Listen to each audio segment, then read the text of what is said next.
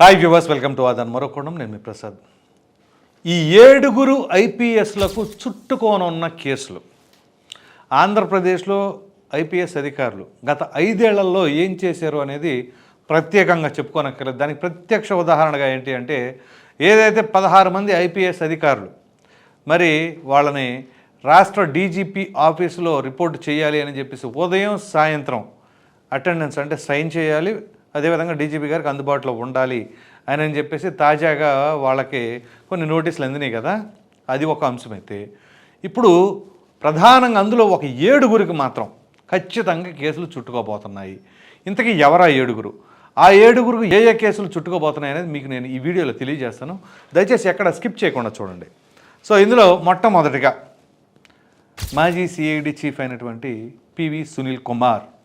ఈయన ఏ అంశంలో ఈయనకి కేసు చుట్టుకోబోతుంది అంటే, రఘురామకృష్ణంరాజు గారి పైన ఏదైతే ఆయన జన్మదినం రోజునే ఇక్కడ నుంచి తీసుకెళ్ళండి, హైదరాబాద్ నుంచి తీసుకువెళ్ళి గుంటూరు ఆఫీస్లోనే మంగళగిరి ఆఫీస్లో సబ్జెక్టు కరెక్షన్ అక్కడికి తీసుకెళ్ళడం, 3rd డిగ్రీ ఉపయోగించడం, చివరికి ఆయనకి బైపాస్ సర్జరీ చేయించుకున్నారన్నా కానీ, గత కొద్ది నెలల క్రితం అలా చేయించుకున్నారన్నా కానీ విచక్షణారహితంగా తన పైన మరి దాడులకు పాల్పడ్డారు, ఈ విధంగా 3rd డిగ్రీ ఉపయోగించారు అని చెప్పేసి ఆయన తాజాగా కేసు కూడా రిజిస్టర్ చేశారు, ఏదైతే గుంటూరులో నగరం పాలెంకి సంబంధించిన పిఎస్లో. సో ఈ క్రమంలో హత్యాయత్నానికి పాల్పడ్డారు అని చెప్పేసి పివి సునీల్ కుమార్ గారి పైన ఆయన కేసు పెట్టిన సంగతి తెలిసిందే.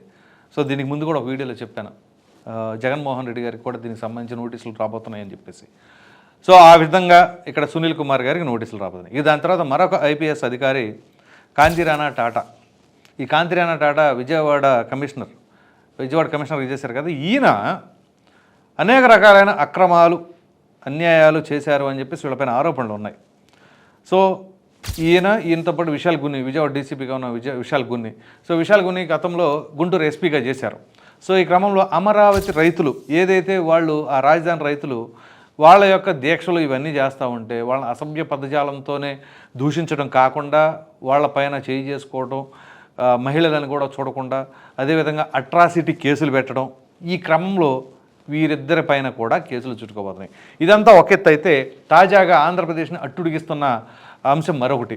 అదేంటి అంటే, ఏదైతే బాలీవుడ్ హీరోయిన్ కాదంబరి జాత్వని, సో తనకు సంబంధించిన అంశం తెరపైకి వచ్చింది కదా. దాంట్లో ప్రధానంగా ఆరోపణలు ఎదుర్కొంటుంది వీరిద్దరే. సో అవి కనుక నిరూపితమైతే ఖచ్చితంగా వీరిద్దరు కూడా ఆ కేసులకు సంబంధించిన అంశాలు ఇరుక్కుపోతున్నారు. ఇక దాని తర్వాత మరొక ఐపీఎస్ అధికారి విజయారావు గారు.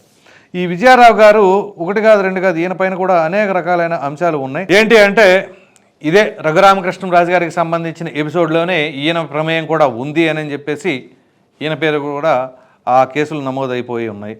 సో ఈ క్రమంలో విజయారావు గారిని కూడా కేసులు ఖచ్చితంగా చుట్టుకోబోతున్నాయని చెప్పేసి తాజా సమాచారం.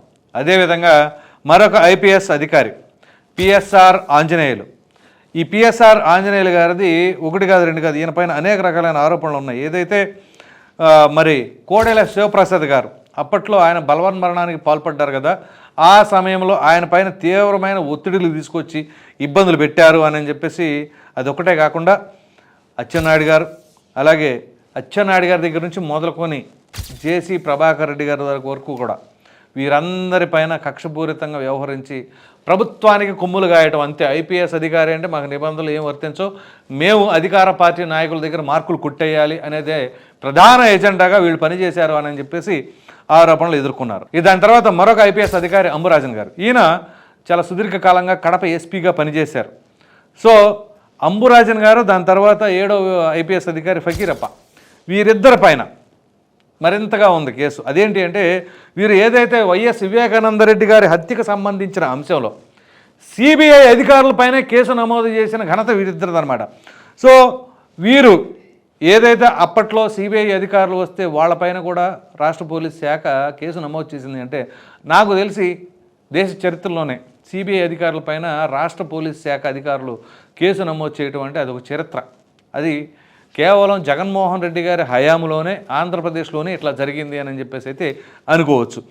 సో దీనికి సంబంధించి అసలు ఈ ఎపిసోడ్ ఇవంతా కూడా ఎందుకు బయటకు వచ్చింది ఏంటి అని కనుక పరిశీలిస్తే, ఏదైతే సిబిఐ అధికారులపైన కేసు నమోదు చేశారు కదా, సో దానికి సంబంధించి తీగలాగితో డొంకంతా కదిలినట్టుగా అక్కడ ఫకీరప్ప గారు అనంతపురం ఎస్పీగా పనిచేశారు. ఏదైతే అప్పట్లో సిబిఐ అధికారి రామ్ సింగ్ గారు రామ్ సింగ్ గారి పైన కూడా కేసు నమోదు చేశారనమాట. సో చివరికి ఇప్పుడు సిబిఐ డైరెక్టర్ గారు ఆంధ్రప్రదేశ్ డీజీపీకి ఒక లేఖ రాశారు 10 రోజుల క్రితం.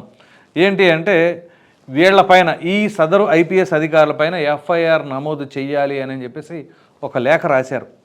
సో ఇప్పుడు ఖచ్చితంగా వీరిపైన విచారణ జరిగి వీళ్ళపైన కేసులు నమోదు అవ్వబోతున్నాయి అనే దానికి ఇంతకంటే ఉదాహరణ ఏముండదు. సో వీళ్ళు చేసిన పని ఏంటి? అధికారంలోకి వైసీపీ వచ్చింది, రైట్? ఏ పార్టీ అయినా సరే అధికారంలోకి వచ్చిందనుకోండి, వచ్చినప్పుడు ఏం చేయాలి? నిబంధనలను ఉల్లంఘించకూడదు. అఫ్కోర్స్ ఏ అధికారి అయినా కానీ ఎంతో కొంత అనుకూలంగా అధికార పార్టీకి సంబంధించిన వాళ్ళు ఉంటారు, కానీ ఏకపక్ష ధోరణితో వ్యవహరించకూడదుగా. సో ఉదాహరణకి చంద్రబాబు నాయుడు గారిది ఏదైతే అంగళ్ళు ఘటన ఉందో, ఆ అంగళ్ళకు సంబంధించి ఆయన ప్రచారంలో ఉండగా ఆయనపైనే రాళ్ళు దాడి చేసి చివరికి ఆయనపైనే అటెంప్ట్ మర్డర్ కేసు పెట్టారు కదా 307 సెక్షన్ కింద. సో ఆ రకంగా అనమాట. సో ఎట్లా ఉంటుందంటే ఏకపక్ష ధోరణి. సో ఎవరైతే బాధితులు ఉంటారు, ఇప్పుడు జగన్మోహన్ రెడ్డి గారు అంటున్నారు చూసారా, బాధితులపైనే కేసులు పెడుతున్నారట. సో ఈ క్రమంలో బాధితులు ఎవరు? మరి వాళ్ళపైన కేసులు పెడుతున్నారు ఇప్పుడు జగన్మోహన్ రెడ్డి గారు. ఇది యాక్చువల్గా చెప్పాలంటే ఇదంతా జరిగింది కదా 5 ఏళ్ల కాలంలో, కానీ దాన్ని ఇప్పుడు తీసుకొచ్చి జగన్మోహన్ రెడ్డి గారు అంటే ఆయన అనుసరించిన దాన్ని ఇప్పుడు తీసుకొచ్చి కూటమి వాళ్ళ పైన రుద్దుతున్నారు అని చెప్పేసి కూడా చాలామంది రాజకీయ విశ్లేషకులు అభిప్రాయపడుతూ ఉన్నారు. సో ఈ క్రమంలో ఇప్పుడు ఆ 16 మందిలో 7 పైన అయితే కేసులు నమోదు కాబోతున్నాయి అని చెప్పేసి తాజాగా పోలీస్ శాఖ నుంచి మనకు వస్తున్న సమాచారం. అయితే ఇక్కడ వీరితో పాటుగా మరికొంతమంది ఉన్నారు. రవిశంకర్ రెడ్డి గారు కావచ్చు, రిషాంత్ రెడ్డి కావచ్చు, మరి వాళ్ళందరిపైన సంబంధించిన వ్యవహారాలు కూడా ఉన్నాయి. ఎందుకంటే పల్నాడు ఎస్పీకి చేసిన ఆయన రవిశంకర్ రెడ్డి, సో ఆయన చేసింది కూడా అంతా ఇంత కాదు అని చెప్పేసి అప్పట్లోనే ఆరోపణలు వచ్చినాయి. సో వాళ్ళ పేర్లు మరి తర్వాత లిస్టులో ఉంటాయో ఏమో తెలియదు, కానీ ప్రధానంగా ఈ 7 పైన అయితే మాత్రం ఖచ్చితంగా కేసులు చుట్టుకోబోతున్నాయి అనేది తాజా సమాచారం.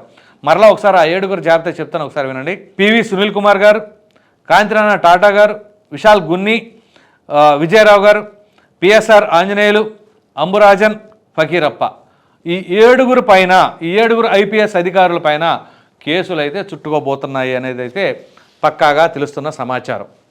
మరి వాళ్ళపైన చర్యలు ఏ విధంగా ఉండబోతున్నాయి? ఎందుకంటే ఒక ఐపీఎస్ అధికారి అంటే సాదాసీదా వ్యక్తి కాదండి, ఎంతో కష్టపడి ఐపీఎస్, పైగా ఐఏఎస్ అంటే మెంటల్గా టెన్షను, ఐపీఎస్ అంటే ఇటు ఫిజికల్ అటు మెంటల్ రెండూ అనిపించాలి. సో ఆ విధంగా ఎంతో కష్టపడి ఆ స్థాయికి వచ్చిన తర్వాత చివరికి అధికార పార్టీకి అనుకూలంగా మారటం వలన వాళ్ళ కెరీర్ కూడా ప్రమాదంలో పడిపోతూ ఉంది. సో ఇప్పుడు తాజాగా ఉడికిపోతున్నది ఏంటి? ఏదైతే ఆ హీరోయిన్ కాదంబరి గురించి. సో తన పట్ల కొంత అనుచితంగా ప్రవర్తించి ఏదైతే జగన్మోహన్ రెడ్డి గారికి లేదా ఆ పార్టీకి సంబంధించిన నాయకులకి ఏదో మరి ఎలా చెప్పాలి, వాళ్ళ ఇంప్రెషన్ కుట్టేయాలనుకున్నారో, వాళ్ళకి అనుకూలంగా వ్యవహరించాలనుకున్నారా, కానీ ఏకపక్ష ధోరణిలో వ్యవహరించారు అని చెప్పేసి అయితే ప్రస్తుతం ఆరోపణలు ఎదుర్కొంటూ ఉన్నారు. మరి ఏ విధంగా ఎంత తీవ్రంగా వీళ్ళపైన కేసులు నమోదవుతాయి, చర్యలు ఏ విధంగా ఉండబోతాయి అనేది తెలియాలి అంటే మరికొంత సమయం వేచి చూడవలసి ఉంది. మొత్తానికి ఇది పరిస్థితి. ఈ వీడియో కనుక మీకు నచ్చినట్లయితే లైక్ చేయండి, షేర్ చేయండి. అదేవిధంగా ఈ 7 ఐపీఎస్ అధికారులకి చుట్టుకోనున్న కేసులు అన్నదానిపైన మీ విలువైన అభిప్రాయాన్ని కామెంట్ రూపంలో ఖచ్చితంగా తెలియజేయండి. మరిన్ని వీడియోస్ కోసం మన ఆదాన్ ఛానల్ని సబ్స్క్రైబ్ చేయడం మాత్రం మర్చిపోకండి. Thank you.